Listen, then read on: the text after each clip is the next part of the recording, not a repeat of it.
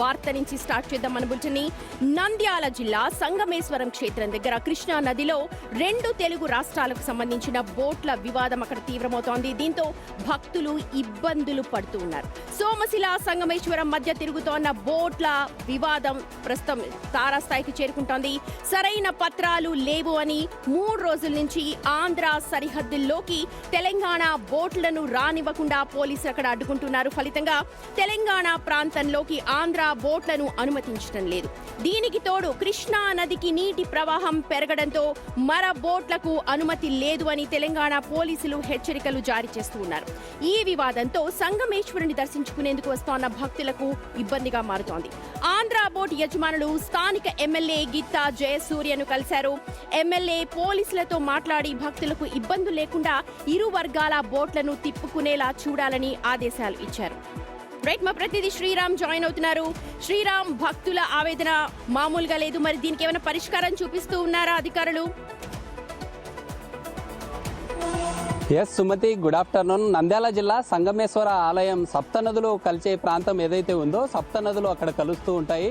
శైవ క్షేత్రాన్ని దర్శించుకోవడానికి 2 తెలుగు రాష్ట్రాల నుండి అనేక మంది భక్తులు వస్తూ ఉంటారు. అయితే ఇటీవల కాలంలో మహారాష్ట్రలో కురుస్తున్నటువంటి భారీ వర్షాలతో దిగువకు వాటర్ వస్తుంది. ఒకసారిగా కృష్ణానదికి వరద ప్రవాహం కొనసాగడంతో మరోసారి ఈ బోట్ల వివాదం ఏదైతే ఉందో ఇటు ఏపీ తెలంగాణ 2 రాష్ట్రాల సంబంధిత జాలర్ల వివాదం మరోసారి తెర మీదకి వచ్చింది. ఎందుకంటే ఇటు సంగమేశ్వరానికి రావాలనుకుంటే సోమశిల నుండి తెలంగాణ ప్రజలంతా కూడా నేరుగా సంగమేశ్వరానికి చేరుకుంటారు. ఇటు ఏపీ నుంచి వచ్చే భక్తులంతా కూడా ఇటు నందికొట్కూరు నుండి కూడా బోట్ల సహాయంతో వచ్చే ఛాన్స్ ఉంటుంది. ఇలాంటి సిచ్యువేషన్లో ఏదైతే కంప్లీట్గా సంగమేశ్వర ఆలయం 6 నెలల నుండి 8 నెలలు మాత్రమే శ్రీశైలంలో డ్యామ్లో ఉన్నటువంటి బ్యాక్ వాటర్ ఏదైతే తగ్గుముఖం పట్టిన తర్వాతనే సంగమేశ్వర స్వామి బోట్లను పోలీసులు అడ్డుకుంటున్నారు. దీనిపైన పోలీసుల దగ్గర ఎలాంటి ఇన్ఫర్మేషన్, వాళ్ళు ఏం చెప్తున్నారు దీన్ని అడ్డుకోవడానికి కారణం? అంటే పేపర్స్ ఒకటేనా, ఇంకేమైనా కారణాలు ఉన్నాయా?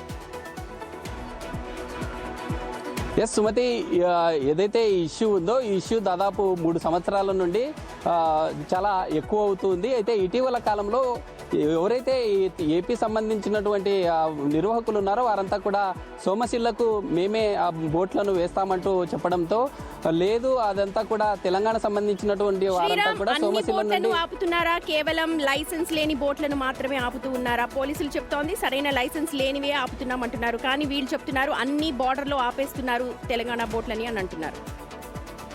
ఏపీ బోట్లని ఇటు ఏపీ తెలంగాణ రాష్ట్రానికి సంబంధించి ఎక్కడ కూడా ఎవరు ఇటు పోలీస్ సంబంధిత అధికారులు కావచ్చు, రెవెన్యూ సంబంధిత అధికారులు ఎక్కడ కూడా పర్మిషన్స్ ఇవ్వలేదు. ఇదంతా కూడా ఇల్లీగల్గా జరుగుతున్నటువంటి దందాగా తెలుస్తూ ఉంది. ఎందుకంటే ఎక్కడ వారికి పర్మిషన్స్ లేవు. అక్కడ పర్మిషన్స్తో పాటు ఎక్కడైతే భారీ ఎత్తున వరద ప్రవాహం కొనసాగే సమయంలోనే ఇదంతా కూడా బోట్ల.